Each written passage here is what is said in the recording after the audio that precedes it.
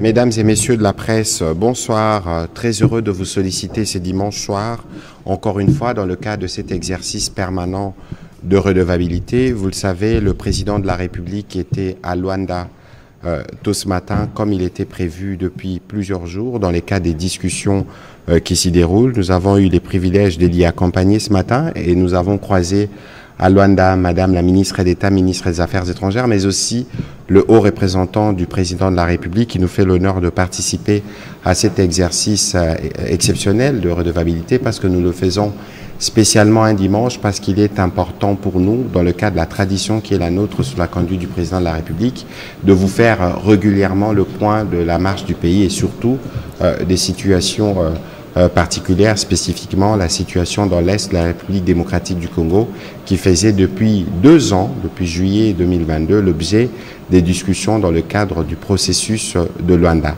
Vous avez tous suivi cet après-midi ou cet avant-midi que le président rwandais n'est pas venu comme cela a été prévu.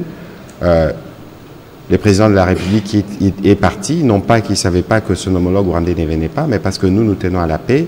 Et les gestes du président de la République étaient un geste de considération d'abord pour la médiation, qui s'est particulièrement activée, mais parce qu'il fallait montrer notre engagement pour la paix. La suite, on aura peut-être l'occasion d'en parler, mais cet acte posé par le président rwandais ressemble beaucoup à une forme de paternité de l'action portée par les M23, parce que on en a voulu en faire une ligne rouge. On n'en dira pas plus parce que nous avions, dans le cadre du front justement diplomatique, un général je vais passer l'expression passe, qui seconde le président de la République sur le front diplomatique. Madame la ministre d'État, merci de nous faire l'honneur encore une fois de participer à cet exercice de redevabilité. Il est un peu spécial parce que c'est dimanche, mais vous comprenez pourquoi. Nous savons que vous avez des heures et des heures encore de travail à continuer, mais on a voulu nous arrêter un moment pour que vous puissiez nous circonscrire d'abord le cadre de ce qu'on appelle Luanda, parce qu'on était censé en finir aujourd'hui, ou tout au moins à l'étape des discussions. Ce n'est pas arrivé. Nous donner une idée de la suite, parce que nous savons que le président de la République a rencontré les médiateurs, mais aussi les péripéties et finalement pourquoi les discussions n'ont pas abouti. Madame la ministre d'État, bonsoir, bienvenue dans cet exercice des redevabilités. Je ne sais pas par quel bout vous voulez commencer parce qu'il y a tellement à dire, mais il serait souhaitable que vous nous dites en liminaire ce que c'était d'abord le processus, comment on a évolué et où est-ce qu'on en est avant que nous puissions prendre des questions des professionnels des médias pour éclairer la lanterne des Congolais. Vous avez la parole. Parfait. Merci beaucoup, Monsieur le Ministre. Et bonsoir aussi à tous les collègues de la presse. Merci pour votre intérêt et votre présence, en effet, un dimanche.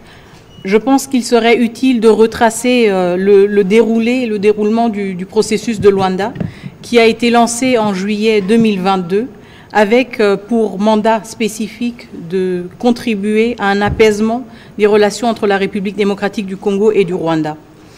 Cette année, nous avons eu une série de réunions ministérielles dans le contexte de ce processus de Luanda, auquel j'ai participé. En 2024, il y a eu un total de 7 réunions ministérielles et j'ai eu l'honneur et la responsabilité de représenter les intérêts de la République démocratique du Congo pendant les dernières 6 réunions, à commencer par la réunion de juillet 2024, qui a abouti à l'entrée en vigueur d'un cessez-le-feu à partir du 4 août. Un cessez-le-feu, il est très important de le dire, entre la République démocratique du Congo et le Rwanda, étant donné que le processus de Luanda est un processus qui réunit 3 États, la République démocratique du Congo, le Rwanda et la République d'Angola en tant que facilitateur.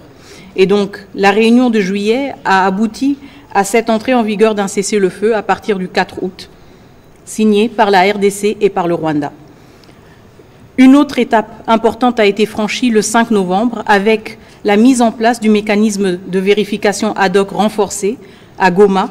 Je me souviens que cet événement avait été aussi largement diffusé et couvert par la presse parce que c'était une mise en place de ce mécanisme qui a été faite dans la présence des 3 ministres des Affaires étrangères, à savoir moi-même pour la République démocratique du Congo, le ministre Tété Antonio de la République d'Angola et le ministre des Affaires étrangères du Rwanda. Ce mécanisme a donc été lancé le 5 novembre et avec l'objectif de suivre la mise en place, ou la mise en œuvre plutôt, et l'exécution du cessez-le-feu et de faire des rapports en cas de violation du cessez-le-feu. La troisième étape importante était la signature du concept d'opération le 25 novembre 2024 par la République démocratique du Congo et le Rwanda. Le concept d'opération, le cœur, si vous voulez, du projet d'accord qui a été présenté par la facilitation, a deux piliers principaux. Le premier, l'engagement du Rwanda de retirer ses forces du territoire souverain de la République démocratique du Congo. Et le deuxième pilier, l'engagement de la République démocratique du Congo de neutraliser les FDLR. Et donc, le 25 novembre, le concept d'opération a été signé par la RDC et par le Rwanda. Et hier, nous avions donc la 7e réunion ministérielle qui avait pour objectif de finaliser l'examen du projet d'accord qui avait été présenté par la facilitation aux deux parties prenantes et ainsi préparer le sommet prévu aujourd'hui, le 15 décembre, entre les présidents de la République démocratique du Congo, du Rwanda et de l'Angola.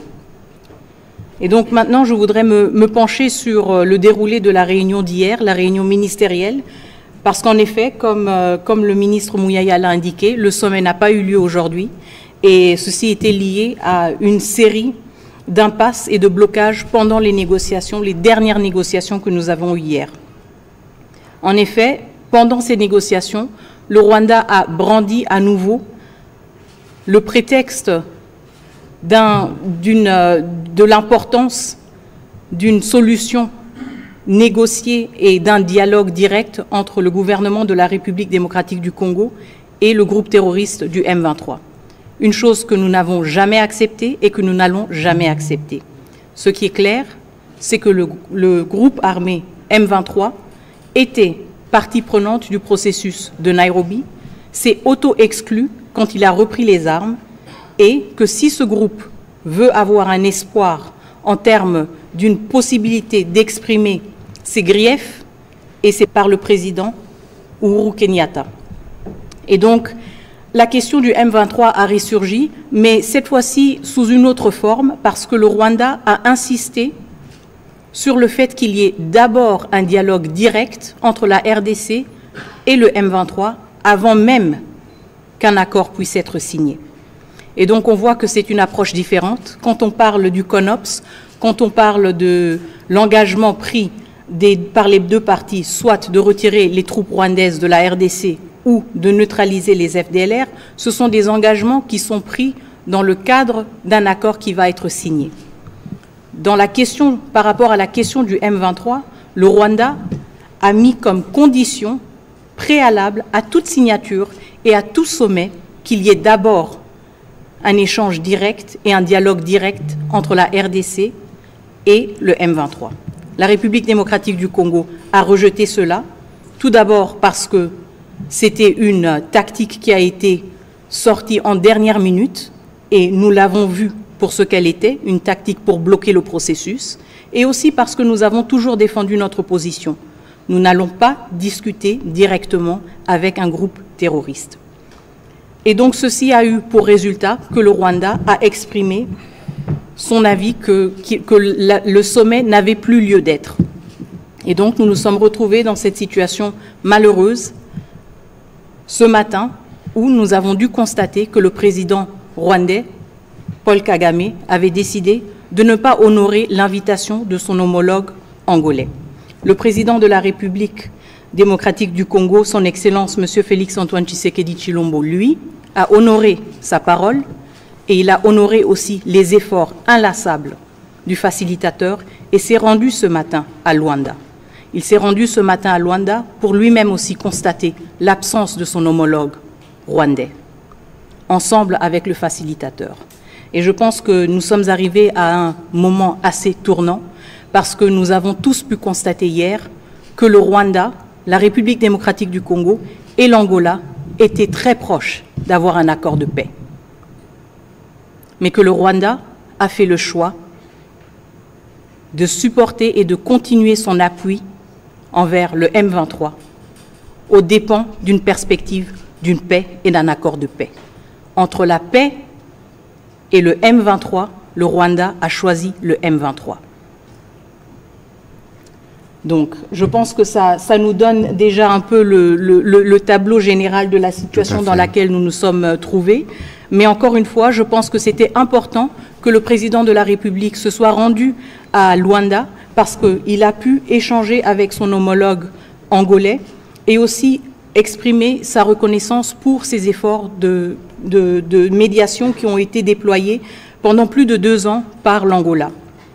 Et donc voilà, merci beaucoup Madame la Ministre d'État de la concision. Vous avez dit beaucoup de choses, nous aurons l'occasion de revenir sur certaines avec les questions qui seront posées, mais très rapidement, comment s'est déroulé justement ces discussions? Parce que nous savons que vous alliez jusqu'à des heures. Nous avons suivi que, par exemple, les Rwandais traînaient les pieds pour venir. Vous avez dit il y a quelques jours au Conseil de sécurité que dans le cadre, par exemple, du mécanisme de vérification, les experts ne venaient toujours pas. Est-ce qu'il y avait véritablement une volonté durant ces discussions de parvenir à une solution ou est-ce que c'était les gesticulations habituelles pour finalement dévoiler les vrais visages à la fin? Je pense que ce qui est important, c'est d'éviter les spéculations et de se concentrer sur les faits et sur les postures et sur les décisions politiques que le Rwanda a prises et que le Rwanda doit assumer. À commencer par le cessez-le-feu, entré en vigueur le 4 août. Depuis le 4 août, nous avons tous observé des violations récurrentes de ce cessez-le-feu par les forces armées rwandaises présentes en République démocratique du Congo en violation flagrante du droit international. C'est la raison pour laquelle la facilitation, la République démocratique du Congo et le Rwanda aussi ont mis en place le mécanisme de vérification ad hoc renforcé pour que toutes ces allégations de violation du cessez-le-feu puissent être examinées et corroborées. Et donc ce mécanisme a été mis en place le 5 novembre, mais aujourd'hui, le 15 décembre, donc 40 jours plus tard, nous notons avec déception que la République démocratique du Congo a déployé ses experts le 5 novembre, que l'Angola a déployé ses experts le 5 novembre, mais que nous attendons jusqu'à présent les experts du Rwanda. Et j'ai même soulevé la question ce lundi au Conseil de sécurité, et je me souviens que l'ambassadeur du Rwanda a répondu que les experts étaient en route. Je ne sais pas s'ils se sont perdus. Je ne pense pas que le Rwanda soit si grand qu'on se perde pendant tant de jours, mais ils ne sont toujours pas arrivés à Goma. Donc, depuis lundi, et selon la réponse de l'ambassadeur du représentant permanent du Rwanda aux Nations Unies, les experts du Rwanda qui ont été nommés pour participer au mécanisme de vérification ad hoc sont en route vers Goma. Le temps qu'ils arrivent. On va commencer la série des questions. On commence par M. Bienvenu Marie Bakoumania, et puis ce sera Ange Kassongo, puis M. Achille Kadima.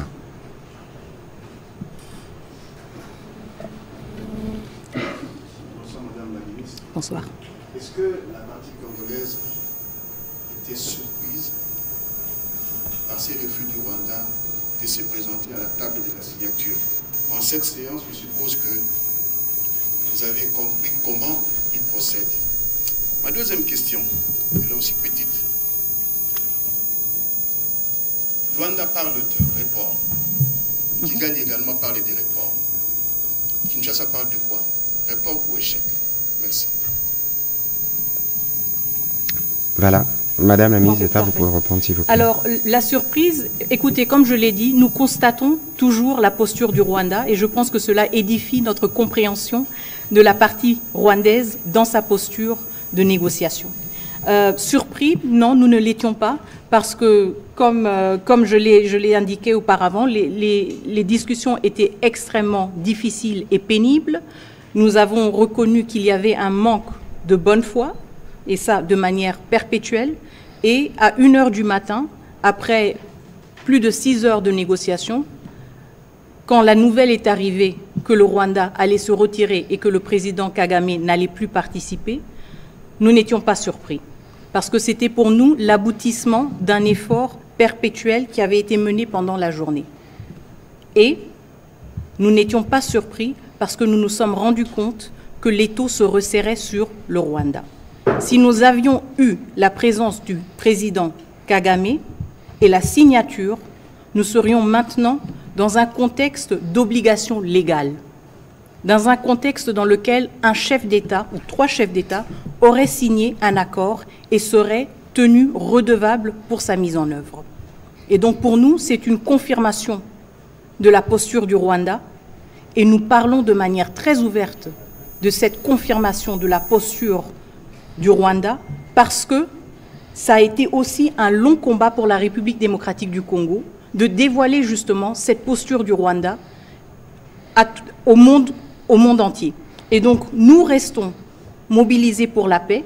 C'est pour cela que nous avons participé jusqu'à la dernière minute. C'est pour cela que notre président s'est rendu à Luanda. Mais nous ne sommes pas surpris que le Rwanda n'ait aucun intérêt à ce qu'il y ait un accord et à ce qu'il y ait une paix durable. Sa posture, comme j'en ai parlé, que ce soit par rapport au cessez-le-feu, que ce soit par rapport à la question du mécanisme de vérification ad hoc, ou que ce soit par rapport aux postures qui sont défendues même dans le Conseil de sécurité, la posture du Rwanda nous montre clairement que c'est un État qui ne respecte pas le droit international, que c'est un État qui n'a aucun scrupule de violer le droit international et de se présenter comme victime. Et nous, notre combat diplomatique, tout comme notre combat en termes de communication, est justement de montrer à toutes les parties prenantes le vrai visage des uns et des autres. Le nôtre, il est clair. C'est un visage d'un pays déterminé, c'est un visage d'un pays qui cherche la paix et qui reste engagé malgré les défis et les obstacles. Par rapport à votre deuxième question, est-ce que c'est un report ou un échec? Bon, l'un n'exclut pas l'autre. L'échec, en effet, il doit être constaté. Encore une fois, il y a un président qui invite ses homologues, qui invite 2 de ses homologues, et un qui ne vient pas, qui ne daigne pas d'honorer cette invitation. C'est un échec. La conséquence, c'est que certains acteurs essayent quand même de rester mobilisés pour la paix et font preuve de patience et de sagesse et disent « nous allons quand même continuer nos efforts ». Et c'est pour cela que nous n'abandonnons pas. Et c'est pour cela qu'il y aura un autre sommet. Et c'est pour cela que nous parlons ensuite d'un report. Mais d'abord, tout d'abord, c'est un échec. Et c'est l'échec du Rwanda. Tout à l'heure, apparemment, il y avait un petit souci de micro. Donc, la ministre d'État répondait à votre question si la République démocratique du Congo était surprise par la posture du Rwanda, ou encore pourquoi on parle, nous, des non-tenus, ou pourquoi on parle des reports, des discussions. Mais la vérité, c'est un échec pour le Rwanda. L'autre vérité aussi, c'est qu'il y a eu la démonstration de qui veut la paix et qui ne la veut pas. Il y a eu la démonstration de qui est le vrai fondateur, parrain, porte-parole du M23. Et c'est tout à fait clair. Les faits aujourd'hui démontrent qu'il y a un pays qui veut la paix, qui travaille aux côtés du médiateur, mais il y a un autre qui, par des subterfuges, trouve des voies et moyens pour pouvoir s'y dérober. De toute façon, nous, avec le président de la République, on y mettra fin, d'une manière ou d'une autre. Madame Ange Kasongo, s'il vous plaît.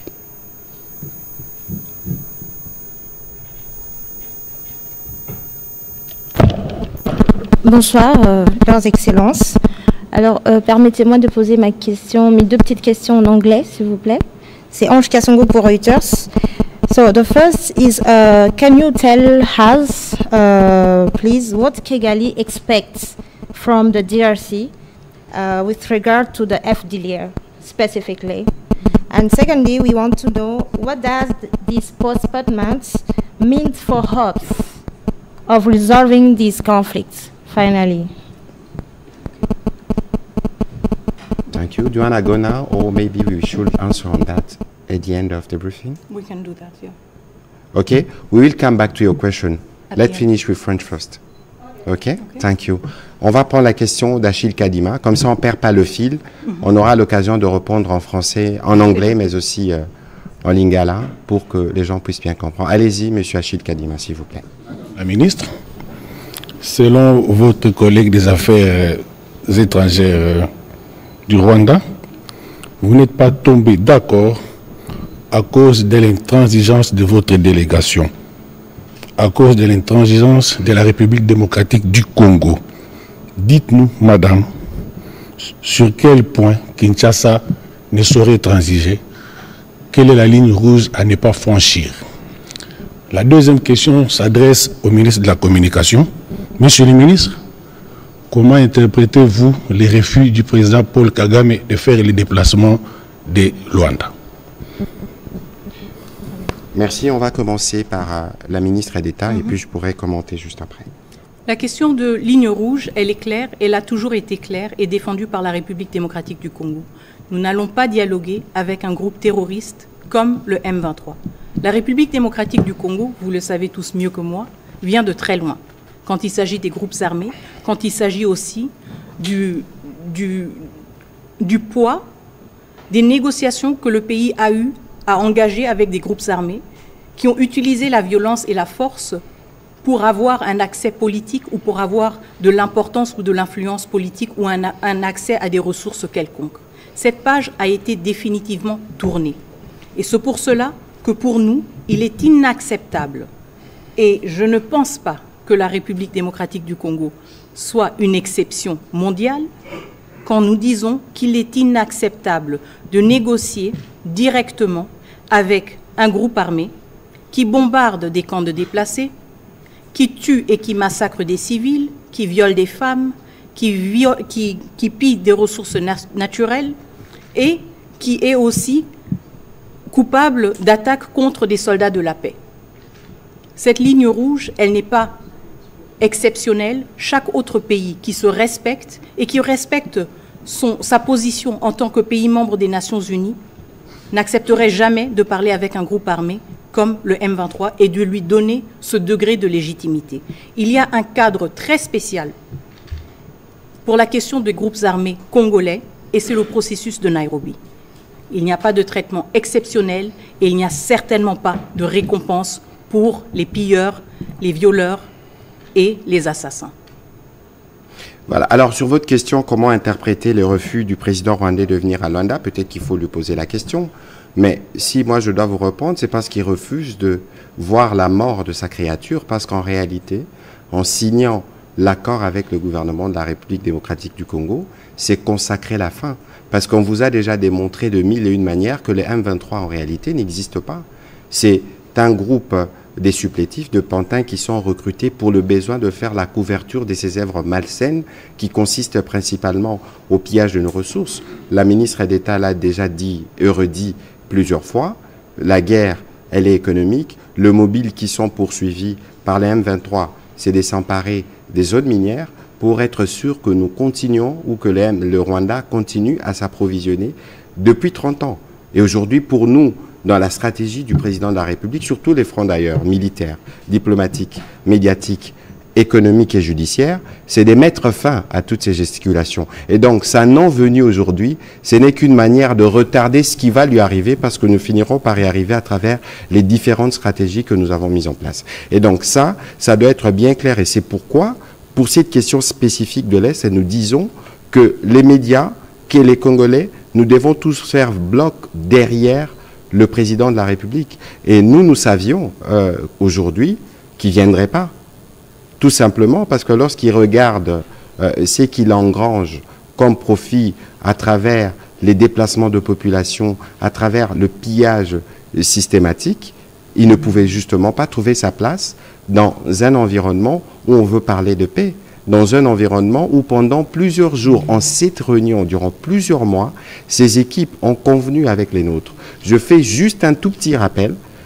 Au début de cette crise, les Rwandais parlaient de 3 choses. Ils nous parlaient de quoi? Des discours de haine. Donnez-nous un exemple. Dans un pays de 100 millions d'habitants, discours de haine. Deuxième chose, ils nous parlaient de la problématique de réfugiés. Le vice-premier ministre Lutundu, qui a précédé Madame la Mineta à cette fonction, a signé avec la partie rwandaise des accords sous les auspices de Philippe Augrandi à Genève pour régler la problématique de réfugiés. Et que par la suite, il y avait cette question récurrente, jamais achevée des FDLR, mais nous avons concédé parce que nous voulons aller vers la paix lorsqu'on parle de neutralisation. Et donc aujourd'hui, il y avait donc sur la table plus aucun prétexte pour que nous ne puissions pas faire le pas en avant. Mais lorsqu'on est obnubilé, on est On s'est nourri pendant longtemps du sang et des minerais du Congo. On veut continuer à avoir cet appétit. Mais comme je vous l'ai dit tout à l'heure, on finira par y mettre fin. Les alors, amis ne vont pas m'en vouloir. Une dernière question. Allez-y rapidement alors. Est-ce donc un refus pour revendiquer la paternité du M23? Mais je l'ai dit en liminaire, c'est la paternité du M23 qui a été bien évidemment revendiquée. Parce que vous savez, avant, c'était toujours des camouflés. Si les M23 étaient véritablement un problème congolo-congolais, pourquoi les Rwandais doivent en faire une exigence dans les discussions avec les Congolais? Pourquoi? Pourquoi? C'est une affaire rwandaise qu'ils essayent de congoliser parce que parmi nous, il y a des traîtres qui choisissent de les rejoindre dans leur camp en espérant, malheureusement pour eux, qu'ils pourront tuer des Congolais pour arriver aux responsabilités à Kinshasa. Ça n'arrivera plus. Ils auront à la fois le président de la République et le peuple congolais derrière. On va évoluer avec M. Éric Izami. Merci de la Madame la Mineta, vous avez dit et vous avez fait mention que c'est un échec. Mais en même temps, vous avez parlé aussi du report. Alors, que répondez-vous à ceux des Congolais qui pensent que penser au report, c'est comme si nous, Kinshasa, nous croyons encore à ces processus qui a été, à mon avis, vidé de sa substance avec son non venu. Et puis au ministre de la Communication et Médias, Excellence, que répondez-vous à ceux des Congolais qui pensent que finalement on a compris, tout le monde a compris que Kagame ne respecte jamais rien. Mais encore, il faut seulement lui faire la guerre. Mais, que répondez-vous à ceux des Congolais qui pensent que nous devons lui faire la guerre parce que finalement il ne va pas nous donner la paix sur un bout de papier? Écoutez, ces Congolais qui veulent la guerre, ils ont raison. Mais il faut regarder le coût que cela représente dans un contexte où nous avons déjà des millions de personnes qui sont décédées. Il faut regarder l'environnement diplomatique dans lequel Madame pourra peut-être mieux dire que moi. Il faut regarder aussi la détermination du président de la République à veiller sur la vie de chaque Congolais. Parce que fort malheureusement, la plupart de ces conflits se déroulent sur notre territoire. C'est pour ça que lorsque nous vous parlons du front diplomatique, le front diplomatique qui aurait pu, avec son rythme, nous donner des résultats. Lorsqu'on parle du front judiciaire, du front économique, du front médiatique, c'est parce que nous devons combiner tous ces efforts pour mettre un terme à une situation qui perdure depuis 30 ans. Madame la ministre d'État. Tout à fait. Et justement, je comprends tout à fait la préoccupation et l'interrogation sur la viabilité du processus de Luanda après un tel échec. Mais en même temps, comme le ministre Mouyaya l'a indiqué, notre combat, il se décline sur plusieurs fronts. Le front diplomatique, c'est le front du dialogue, c'est le front des négociations, c'est le front de l'effort inlassable. En même temps, nous avons d'autres fronts. Nous avons notre front militaire, nous avons notre front médiatique. Et donc, en même temps, nous restons concentrés sur ce processus de Luanda. Pourquoi? Parce que c'est un processus qui va rendre le Rwanda redevable, qu'ils le veulent ou pas. Absolument. Et nous allons continuer la pression et nous sommes reconnaissant du fait que nous avons aussi un facilitateur qui reste déterminé à trouver une solution durable à ce conflit. C'est aussi une manière très importante pour nous de confronter tous nos amis, tous nos alliés de la communauté internationale qui nous encouragent à privilégier la voie diplomatique. Et en effet, nous la privilégions. Mais en même temps, il faut un environnement propice, un environnement diplomatique propice qui rende ce genre d'efforts diplomatiques aussi viable. Et c'est là où nous responsabilisons ceux qui insistent sur la voie diplomatique. Maintenant que nous avons prouvé et que nous prouvons chaque fois que nous allons à Luanda notre détermination, notre sérieux, et que nous faisons face chaque fois à une partie rwandaise qui aime nous faire perdre du temps, qui se perd dans des discours politiques, qui n'honore même pas des invitations d'un chef d'État, nous voulons aussi mettre à l'épreuve cette communauté internationale, ses amis, ses alliés qui insistent sur cette approche diplomatique. Maintenant, c'est le temps que ces voix-là s'élèvent et qu'elles tirent les conséquences des actions et des postures des uns et des autres. La République démocratique du Congo, le président de la République, était aujourd'hui à Luanda. Et il était à Luanda parce qu'il voulait signer un accord, parce qu'il voulait la paix. Où était son homologue rwandais? Très bonne question. Merci. Monsieur Pichi Moulumba, s'il vous plaît.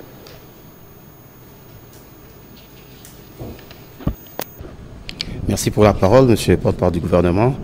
Madame la ministre d'État, j'ai une préoccupation et deux autres que je vais relayer du confrère Saleh des Associated Press. Je note l'échec du processus. Néanmoins, la République démocratique du Congo reste mobilisée, vous l'avez dit, pour la paix. Mais comment feriez-vous comme gouvernement sur le front diplomatique pour faire pression sur Kigali pour qu'il adopte une position sincère et cesse son jeu de duplicité revendiquant, le ministre de la Communication l'a dit, la paternité du M23? Alors, l'idée de cette question, c'est que quel est le contenu de l'accord proposé par la médiation? Est-ce que dans cet accord, les médiateurs fait-il expressément allusion au dialogue avec les M23? Et puis, c'est depuis le 30 novembre que le texte de l'accord vous a été proposé par les médiateurs. Et pourquoi votre réaction n'est venue que seulement hier? Ok, très bien. Alors, par rapport à la première question, comment est-ce que nous voulons maintenir la pression diplomatique? Nous le faisons dans tous les forats. Nous le faisons à travers ce genre de prise de position et ce genre de communication publique. Nous le faisons dans nos interactions avec le corps diplomatique. À cet effet, nous avons déjà pris la décision aussi de rencontrer le corps diplomatique accrédité en République démocratique du Congo pour avoir un échange franc sur le déroulé du processus de Rwanda et ce dernier épisode. Nous le faisons aussi au Conseil de sécurité, où nous confrontons le Rwanda, mais nous confrontons aussi le Conseil de sécurité à ses responsabilités. Nous les posons tous devant leurs responsabilités. Le Conseil de sécurité a pour responsabilité et pour rôle d'être le garant de la paix et de la sécurité internationale. Quand il y a un pays membre des Nations Unies qui se permet de violer l'intégrité territoriale d'un autre pays membre, il faut qu'il y ait des sanctions. Et nous n'allons pas nous lasser de rappeler aux membres permanents et non permanents du Conseil de sécurité qu'ils ne sont pas en train de faire leur travail correctement. Donc juste pour vous donner un échantillon, si vous voulez, des démarches de plaidoyer que nous entreprenons. Il y a évidemment aussi d'autres démarches de plaidoyer qui sont plus discrètes, qui se font aussi derrière les coulisses. Et donc c'est une complémentarité, si vous voulez, d'efforts qui se font aussi à des différents niveaux. Le contenu de l'accord. Alors, pour vous expliquer, le projet d'accord nous a été donné lors de la deuxième réunion ministérielle. Et donc, les travaux des différentes réunions ministérielles s'étaient concentrés sur l'examen de cette proposition qui a été faite par la facilitation. Et donc, nous avons procédé par l'examen chapitre par chapitre de ce projet d'accord. C'est la raison pour laquelle certaines questions qui ont bloqué sont survenues seulement plus tard. La question du CONOPS, donc la question du désengagement des troupes rwandaises du territoire de la République démocratique du Congo et la question de la neutralisation des FDLR, nous a pris quand même assez longtemps parce que c'était un travail qui devait être fait au niveau des experts. Et une fois que ce cap a été franchi, nous étions quasiment à la fin de l'examen de ce projet d'accord que la facilitation nous a présenté. Le problème qui s'est posé hier quand le Rwanda a insisté sur l'inclusion justement d'un dialogue direct entre la République démocratique du Congo et le M23, chose que nous avons toujours rejetée et que le Rwanda a ajouté à cela la condition qu'un tel dialogue ait lieu avant toute signature d'un accord. Et c'est la raison pour laquelle nos travaux n'ont pas abouti hier et que malgré le fait que plus de 90% du travail d'analyse, de négociation de l'accord présenté par la facilitation n'a pas abouti parce que le Rwanda s'est cambré sur sa position d'insister que la République démocratique du Congo, un État souverain, ait à négocier et à engager un dialogue direct avec un groupe terroriste, le M23. Et le Rwanda, encore une fois, je le réitère, était devant l'opportunité de mettre fin à ces négociations sur l'accord. Nous avions tous l'opportunité d'adopter ce projet d'accord, mais le Rwanda a préféré privilégier le M23 et a sacrifié la paix et l'accord, en tout cas temporairement, pour plutôt protéger le M23. Donc voilà, on va prendre une série de questions pour terminer. D'emblée, nous voudrons nous excuser pour les téléspectateurs du journal de la télévision nationale. Nous grignoterons quelques minutes sur le 20h parce qu'il nous reste 5 minutes. Il y a quelques questions en anglais, il faut qu'on épuise une question en lingala aussi. Donc on va prendre les questions de M. Jean-Paul Kabongo, de M. Chris Okamringa Et on va terminer par les questions de M. Fabrice Oningala. S'il vous plaît.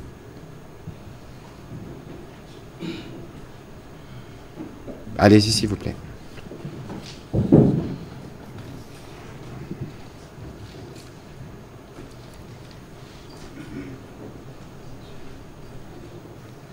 Merci, Monsieur le Ministre, pour la parole. Ma préoccupation, elle est toute petite. Alors, au regard de tout ce qui s'est fait aujourd'hui... Vous pouvez élever un peu la voix, s'il vous plaît. Au regard de tout ce qui s'est fait aujourd'hui, on comprend que cette position du Rwanda, c'est une position qui a déjà été fustigée par beaucoup de Congolais. Alors, ma préoccupation est de savoir quelles sont les informations en votre possession, vous, gouvernement, qui font assez que l'option d'une guerre directe contre le Rwanda et certains autres voisins ne soit pas d'actualité, ne soit pas appliquée. Bon, la question, on ne va pas dire que ce n'est pas une option sur laquelle l'on travaille. Je vous ai parlé du front militaire. Mais il y a un coût à la guerre qu'il faut payer. Pourquoi on paierait le coût de la guerre lorsque nous évoluons dans un contexte diplomatique qui peut nous permettre d'arriver à la solution? Et donc, c'est toute la démarche de la Mineta, et vous avez vu qu'elle nous a dit qu'on est arrivé à 90% du processus, et que, même si aujourd'hui la tripartite ne s'est pas tenue, qu'il existe encore des leviers à son niveau. Et lorsque je parle, je n'ai pas envie de rappeler ce que nous disons toujours, que jamais on a autant investi parallèlement dans notre armée. Et donc, ça veut dire que nous, comme gouvernement, nous avons un tableau de bord. Autant nous avons un tableau de bord, autant nous intégrons le fait que nous n'évoluons pas dans un monde isolé et que tous les conflits sont interliés et pour lequel nous devons aussi être en mesure d'écouter certains autres de nos partenaires, tels que le ministre d'État l'a évoqué tout à l'heure. Et donc, il faut considérer qu'au point où nous sommes sur tous les fronts. Ce n'est pas parce qu'il y a un respect des cessez-les-feux, entre guillemets, qu'on dit nous dormons ou qu'on sommeille. Ce n'est pas parce qu'il y a les discussions à Luanda que nous disons que le front judiciaire, on ne le réactive pas. Ce n'est pas parce qu'il y a des discussions à Luanda que nous disons qu'au plan économique, nous ne faisons rien. Ce n'est pas parce qu'il y a des discussions à Luanda que nous disons au plan médiatique, nous nous taisons, tout va bien. Non.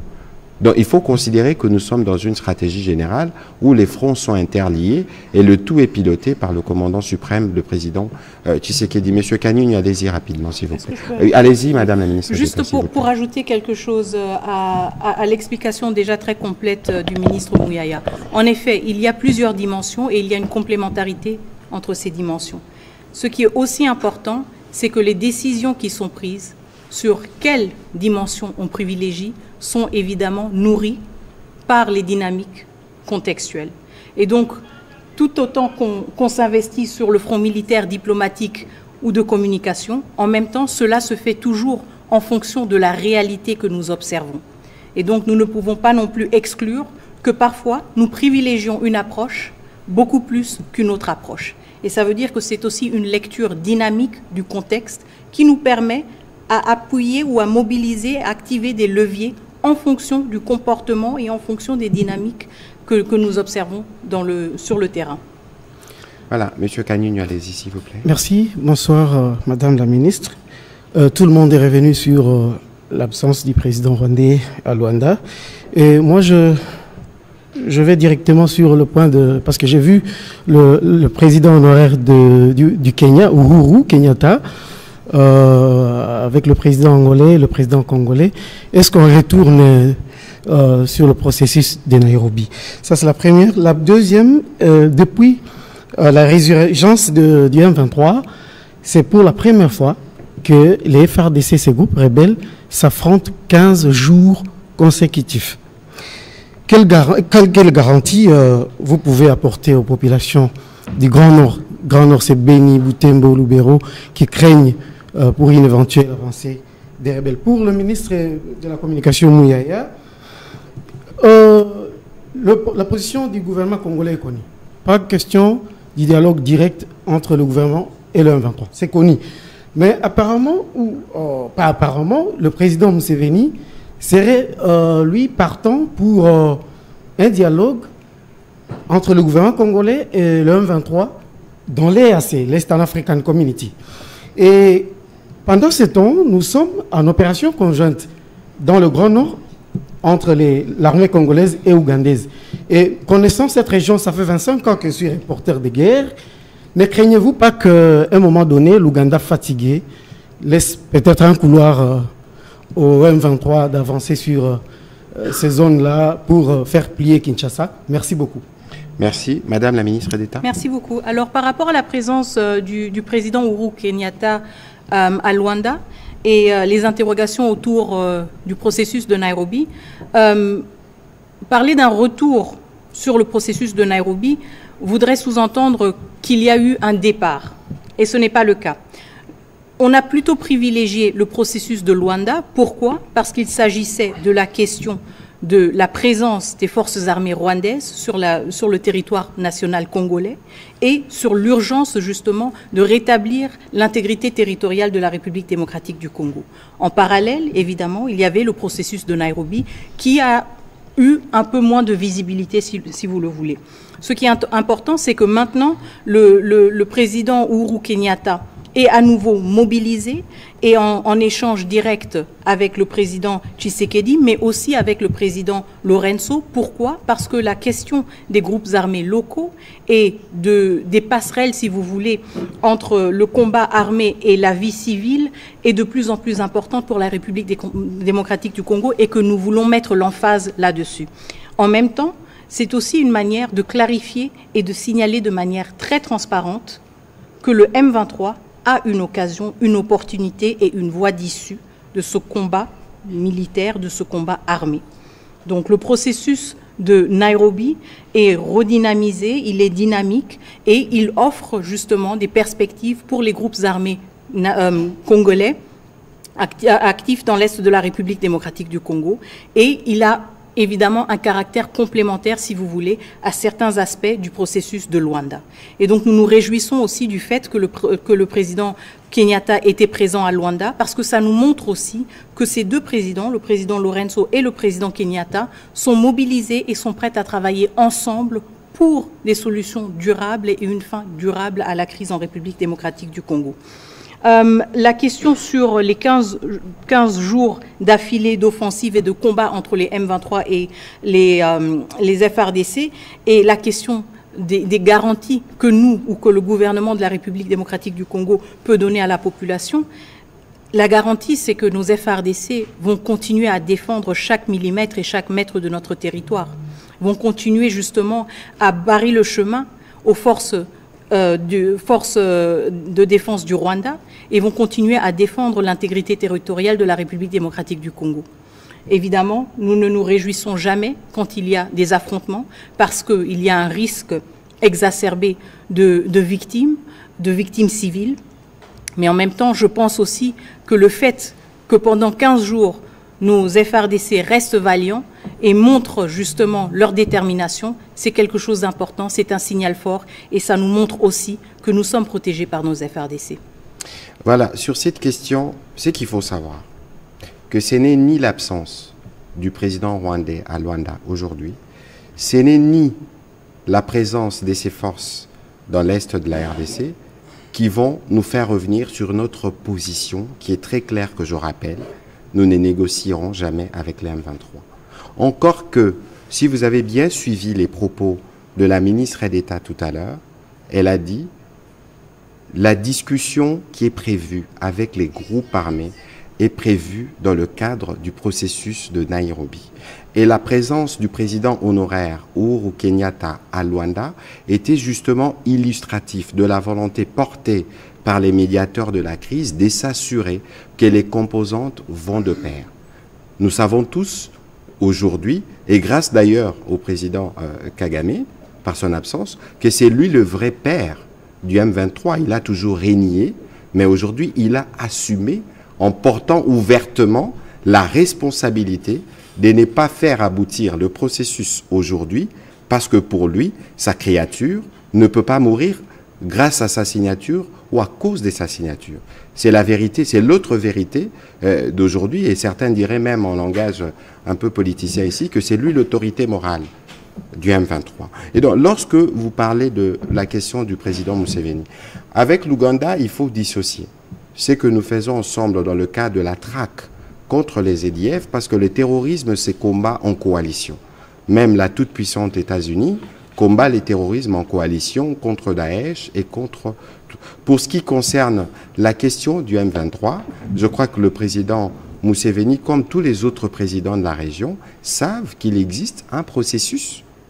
Et donc aujourd'hui, envisager ou penser que Madame la ministre d'État et d'autres experts s'assieront avec des terroristes reconnus qui tuent, qui endeuillent et qui déplacent, ce serait illusoire.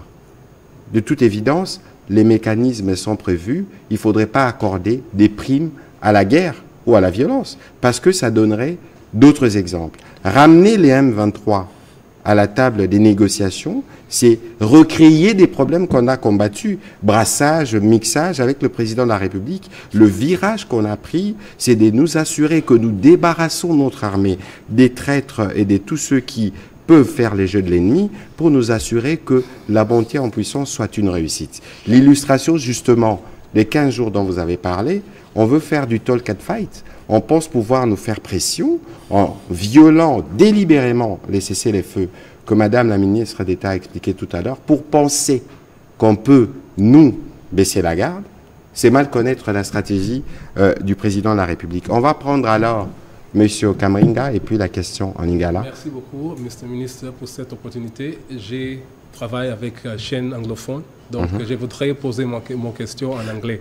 Please go. I think you're going to answer to Madame Anshka Songo questions so at the same time, and then we're going to finish in Lingala. The failure of the meeting between these two leaders is a big disappointment to people who are hoping that a peace deal would be reached. Where do we go from here from DRC's standpoint? My second question is, Rwanda has issued a statement saying that this postponement will allow the facilitator, President Joao Lorenzo, and former Kenyan President Uhuru Kenyatta to have a dialogue. And the dialogue is supposed to be between DRC and M23. I would like your reaction about that. Thank you. Thank you. Ok, donc je réponds aux trois questions en anglais. En anglais, et puis on prendra la dernière en lingala. Très bien, je commence avec celle-ci. So, yes, of course, the failure of today's meeting is a disappointment. It's a disappointment, but it's not a surprise. And the fact that we have suffered, we as a community of countries that are seeking a durable solution to this conflict, the fact that we have suffered a setback does not change our resolve, because we have the responsibility towards our fellow countrymen and countrywomen to ensure that they live in peace, and we have the responsibility to guarantee that perspective. Where do we go from here? I think this is an important conversation that needs to happen about the accountability and holding all the participants accountable for their postures, for their actions, or their lack thereof in this process. And I think, again, actions speak louder than words, and we have seen the actions of the Rwandan government throughout. I think this was a turning point, and we do hope and expect that it will have repercussions also in the perception of Rwanda's role in this crisis. Now, about the press statement from the Rwandan Ministry of Foreign Affairs speaking about facilitators having a dialogue with the M23. Well, the role of facilitators is to be a go-in-between to a certain extent, depending on their mandate. And I think this is for the facilitators themselves to decide if they wish to engage with the M23. Again, I can only reiterate the position of the government of the DRC. We do not want to repeat unfortunate precedents where we engaged in conversations and in dialogues with armed groups and rewarded violence. And this is why there is no perspective for direct talks between the M23, a rebel group, a terrorist group that has raped, killed, and terrorized millions of Congolese citizens. There is no perspective for a direct dialogue between the government and the M23. The perspective that is offered to the M23 is to return into the Nairobi process, a process designed for Congolese armed groups who seek to put an end to their armed struggle. And this is the decision, and I hope the independent decision, that the M23 should be able to take, to clearly state also whether it is a puppet or whether it is an autonomous group that thinks and acts for itself. The two questions from Madame Ange Kasongo. The question on the neutralization of the FDLR and what Rwanda expects from the DRC. This was elaborated in the CONOPS. I will not go into the details of that. The question of neutralizing the FDLR is not a new one. It's an issue that the DRC has worked on, including in joint operations with the Rwandan Defense Forces. And so the question here is to neutralize FDLR elements that are still active and present in the DRC to the extent possible. I want to emphasize the fact that the FDLR have been present and active in DRC for the past 20 years, but they have also been combated by the DRC for the past 20 years. And so while we make the commitment to neutralize the FDLR, I think this goes hand in hand with a thorough assessment of the FDLR as they currently stand, their numbers, and their threat capacity. And there is a need also to contextualize this in the efforts of neutralization to make sure that we have a clear picture of what threat the FDLR, what real physical threat the FDLR represents. The second question was the hope to resolve the crisis. I think I answered this a bit in the first question that your colleague asked.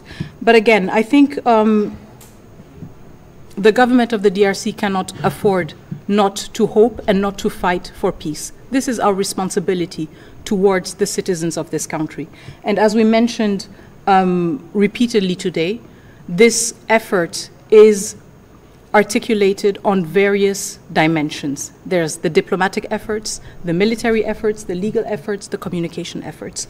And so in this context, I, as a Minister of Foreign Affairs, will continue all my diplomatic efforts, will reinforce these efforts to make sure that we keep the pressure and to make sure that we keep also the trajectory that was set forth in the Luanda process to help us navigate and reach a durable solution to the crisis which we find ourselves in. Thank you so much. La ministre Edeta répondait à quelques questions en anglais portant notamment sur la neutralisation des FDLR et sur la suite du processus, sur notamment la manière dont on va construire la paix.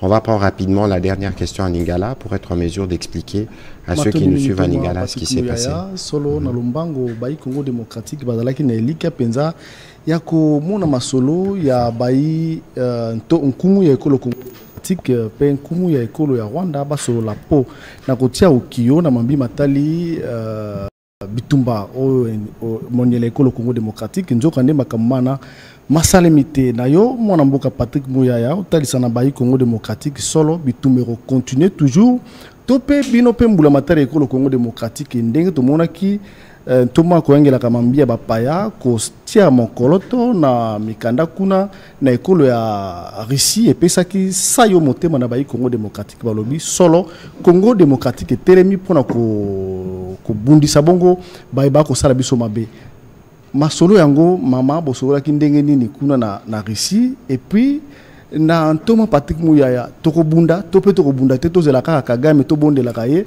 ye pe atubaka biso bembeli na sima mokongo matondi mingi. Je commence avec la Russie. Allez-y, s'il vous plaît. Je vais être brève sur la question sur la Russie. Donc, la négociation to zalaki nango na Russie, to signé ba accord na russe, ba accord différent pour na kosali sabiso kosala na ba domaine différent. Et à la domaine ya défense, et à la domaine ya économie. En plus, il faut boyer ba que Russie na République démocratique du Congo, to zalaka na ba relation diplomatique. Maintenant, il y a 65 ans. Donc, discussion Petozala Kinango et Zaki Kota là, après 65 ans, Tolindito Kende, Nengenini. Donc, Toyokani que, en 2025, Tokofanda, RDC, na Russie, To Kanisa, ba stratégie, pour na Kosala, ba coopération na Bisso, et Zalamoi, Makasi, na ba domaine différent, y compris défense, mais ba domaine Missou Souneti agriculture P. Donc, wana ezala qui objectif, il y a discussion tozalaki nango na Sochi na Russie et tokanisi qu'en 2025 toko continuer ba masolo wana na ba russe. Voilà, na motuna na yo, mais yo moko na kata motuno pese yano. Est-ce que yo sur la muka olobi lelo na okene musalate? Olobi lobi okepe musalate. Soko telemi bundate. Oko vivre ndenge nini? Soki o telemi bundela ekolo na yo te. Oko vivre ne bitumbe ko silata. O bisoto kei kokende kovanda ko solola. Na président angolais. Ezape bitumba bako sabinote. Mama Mineta bisika zali eza parce que temps eza mukuse bon akota la bino na ba détail ezate. Omoni ba rwandela babandaka bazaka ko wangana. Ah biso M23 bisote. Ah biso boete. Kasi lelo bomoni autorité morale na bango abimi. Lelo soko tali kagama koma biloba loba. Bokende gauche boye koloba. Na ministre na ba réseaux sociaux. Matin midi soir, Mama Mineta l'air bakendaka Luanda. Asalaka rapport na mokondi, asali rapport da conseil pour bayo kanaka na makambu oyo eza ba discussion babi oyo eza à une certaine dimension moyen tout ça le lango makele les ananoté. Mais kasi bango monaka koloba muno koloba ka mingi e sumukaka. Kasi lelo mabe na bango monani na mpoasa. Parce que batunyo su bayebaki que lelo 7e fois ba discussion et salami. Ba discussion ça qui makasi l'air etalaki oyo mama lobia wa makambotali désengagement. Il y a ba force na bango bazana kati ya territoire na biso. Ba rapport à Nations Unies s'établir bazakasuki 4000 na makamnyo so basala kayamabe. D'une part biso petozaki da responsabilité na biso po bakose la biso bakamobele o ba FDLR. To lobi bon d'accord. Tokosi lisango. Kasi lelo il fallait ko komiselo ko ana na suka. Bon to banda ko solo là depuis 2 ans. Mukolo suka bango baye. Balobi biso na bino moyen to cha mokolo to ezate na papier parce que bosolo lité na batu na biso ya M23. Mais boni bango balobaka M23 eza ba congolais ko bundana ba congolais. Boni bongo bango ba rwandais. Baya ko telema balobi soki bino ba congolais entre bino boyo kanité. Biso na bino to kiko signer. Est-ce que ça suspecté par hasard? Et là kisi ke papa aboyi mwana na ya kufa. Mwana oyo asalelaka pona ko yiba, pona ko boba, pona ko violer, pona ko piller. Kasi biso pe otosali, ezape kozala yuma te. Toza awa na bisa bino tozaka na ba front mitano.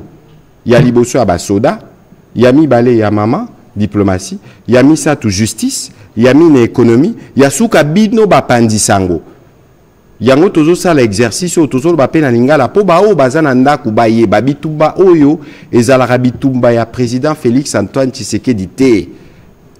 Eza bitumba ya ba congolais yepe akuti bitumba oyo ebanda depuis 30 ans. Kasi na ye lelo toza na mutu moko commandant moko okiko mema biso po bitumba esila. Yango to sala ba campagne ya bendele ko ya te po ba congolais nyoso ba telema.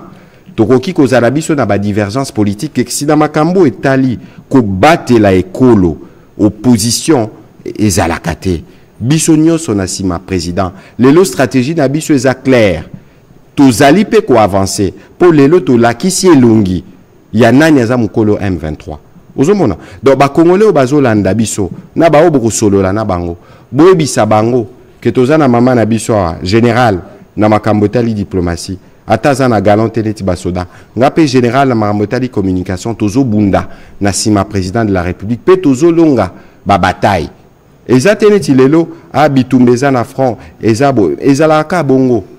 Mais na suka bitumbo biso toko ganyango.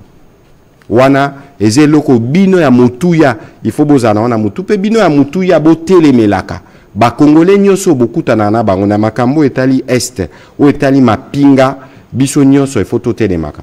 Madame la ministre d'État, on va terminer cet exercice, mais c'est la diplomatie, on le sait. Il y a, vous avez suivi des questions où on pense, beaucoup de Congolais pensent qu'il faut aller vers la solution militaire, c'est celle qu'il faut privilégier. Il y a eu ce qui s'est passé aujourd'hui. Qu'est-ce que vous pouvez nous dire, et ce sera votre mot de la fin, en termes de perspective? Est-ce qu'aujourd'hui, on peut continuer à croire que le front diplomatique que vous dirigez à la suite du président de la République va nous amener les réponses parce que nous voulons nous assurer que notre souveraineté, notre intégrité territoriale est respectée? Merci beaucoup. Je pense qu'en effet, nous restons mobilisés sur le front diplomatique. En effet, aujourd'hui, c'était un échec. Il y a eu beaucoup d'énergie qui a été dépensée pour avancer vers la signature de cette proposition d'accord. Malheureusement, ceci n'a pas abouti. Mais néanmoins, il était important aussi que le président Félix-Antoine Tshisekedi Tshilombo échange avec son homologue angolais, qui l'a rassuré de sa détermination aussi de continuer sa mission en tant que facilitateur. Et je pense que c'est là la prochaine perspective et la prochaine étape. Le facilitateur qui a un rôle particulier, qui a un mandat qui lui a été conféré par l'Union africaine, qui a aussi l'appui du Conseil de sécurité. Je pense que maintenant, nous allons espérer que la facilitation va se mobiliser davantage pour continuer ses bons offices, peut-être de manière moins visible que dans le contexte d'un sommet, mais je pense que la détermination du président Tshisekedi et la détermination du président Lorenzo étaient très visibles et très palpables aujourd'hui, et je ne pense pas qu'ils sont prêts à abandonner ce combat sur ce front diplomatique. Et donc, nous continuons à espérer et nous continuons à compter aussi sur la détermination de la facilitation angolaise. Évidemment, des autres pays partenaires que vous réunirez dès demain, disons les ambassadeurs, pour être sûr que ceux qui privilégient la solution diplomatique s'impliquent davantage pour utiliser d'autres leviers de pression. Mesdames et messieurs, on va terminer à cet instant cet exercice de redevabilité. Nous voulons vous remercier encore une fois, monsieur le haut représentant, d'avoir voulu apporter votre soutien parce que vous composez l'équipe avec la ministre d'État et d'autres experts qui est à pied d'œuvre à Luanda pour le front diplomatique. Merci de continuer à servir la patrie. Pour ce qui nous concerne aujourd'hui, nous devons juste vous rappeler la détermination du président de la République à mettre fin à la guerre. Sa présence aujourd'hui à Luanda était une illustration de cette détermination justement. Bamisusu Balobi, Bakimi, appelé par forfait. Mais la question pour Nabiso, c'était une question de démontrer à la face du monde que tout ce que nous disons, nous disons c'est que nous sommes en mesure de faire et de respecter. Et ce n'est peut-être pas le cas de l'autre côté, parce que le mobile du sang, le mobile du pillage est encore le mobile, le premier, et qui empêche de voir la voie de la paix qui s'était ouverte. Madame la ministre d'État, merci beaucoup. J'espère que nous aurons une nouvelle fois l'occasion de revenir encore une fois pour édifier le peuple congolais de l'action que vous portez à la tête de votre ministère. Merci à vous, mesdames et messieurs, pour votre participation. Bonne soirée. Merci.